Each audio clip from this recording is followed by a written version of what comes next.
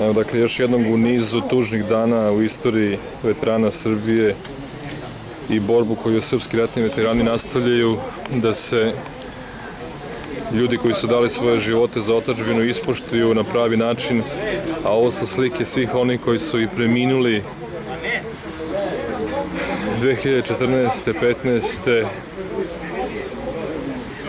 samo sa teritorije opštine Rakovica, koji nisu dočekali zakon o pravima boraca, ratnim vojnim invalidima i porodicama palih boraca.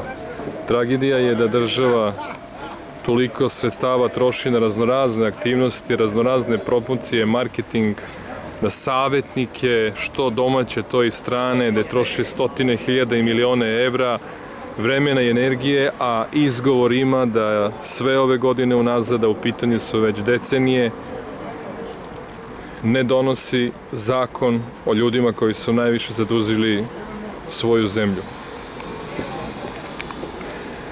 Ovih slika, nažalost, fotografija preminulih u samo zadnjih godinu, dve, ima na stotine i hiljade širom Srbije.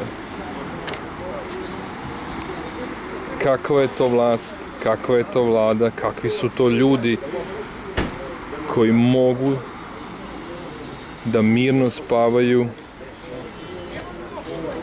da ne osjećaju nikakvu grižu savest,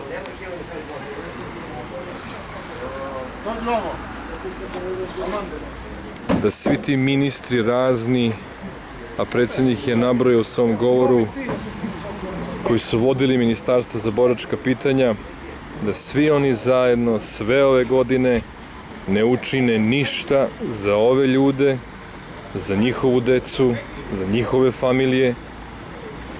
Pa zar je to patriotizam? Zar je to neka napredna Srbija? Zar je to neka socijalno odgovorna Srbija koja se poziva još uvek nam aktuelni ministar Vulin,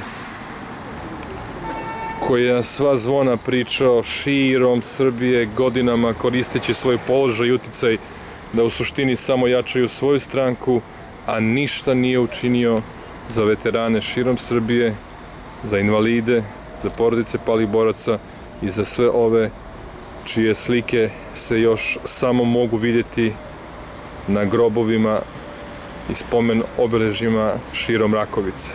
A ovakvih ljudi je širom Srbije. Ovo je tragedija, ovo je tuga, ovo je opomena, ovo je sramota, ovo je i izdaja da svi ministri prethodni, uključujući i ovog koji je doteran u Armani odelu, ne čini ništa za sve ove ljude. Srpski ratni veterani će nastaviti svoju borbu. Na Vidovdan 28. juna organizovat ćemo veliki protest sa slikama mnogih, fotografijama mnogih preminulih boraca širom Srbije, u nadi da ćemo probuditi savest neke nove vlade, nekih novih vlasti, nekog novog ministra i konačno pitanje veterana, pitanja invalida i porodica palih boraca postaviti na prava mesta kako bi u jednoj uređenoj državi trebalo da bude. U to ime činit ćemo sve što možemo, pa kako radili, tako nam i Bog pomogao.